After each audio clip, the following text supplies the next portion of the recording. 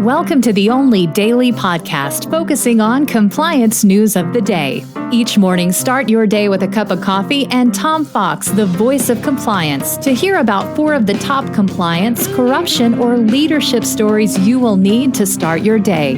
The Daily Compliance News is a production of the Compliance Podcast Network. First, a word from our sponsor.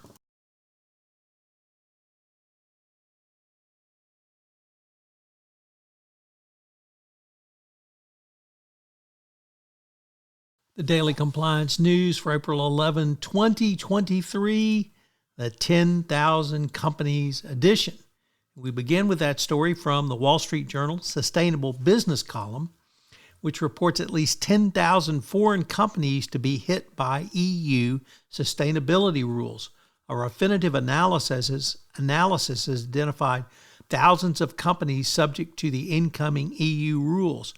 About a third are American, 13% are Canadian, and 11% are English.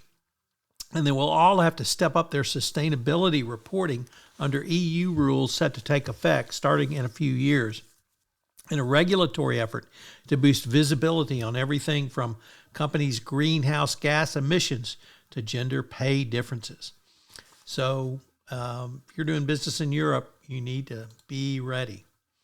Next up, from valleycentral.com, a first-time contributor to the Daily Compliance News, that's Valley Central in McAllen, Texas, reports that a former county attorney for Starr County was indicted on public corruption charges.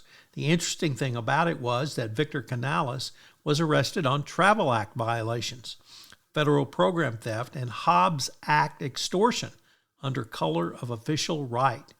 He was basically selling non-prosecutions to people who were under investigation. The indictment alleged he obstructed and affected commerce by extortion by obtaining property not due to him on 4 occasions and received over $10,000 in cash. So a rare Travel Act allegation in a criminal indictment. Next up, from the New York Times Deal Book, a lengthy piece today on what's next for banks. The wider reverberations from the collapse of Silicon Valley Bank will be felt for some time, and everyone's going to be looking for signs of trouble. Regulators, investors, hopefully bank officers. Is there another domino to fall? Well, Wall Street does not think the banking crisis is anywhere close to being over. Jamie Dimon warned last week there will be repercussions for years to come.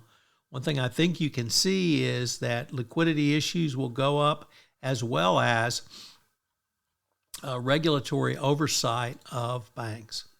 And our final story comes to us from Bloomberg, and it's really about work-life balance, because it turns out that more than half of U.S. workers use less than their allotted vacation time. So they're not only working more, but they're taking off less time than they're entitled to from their companies. So, hey, use that vacation. The Daily Compliance News is a production of the Compliance Podcast Network and a proud member of C-Suite Radio. Thanks so much for listening. I hope you'll join me again tomorrow.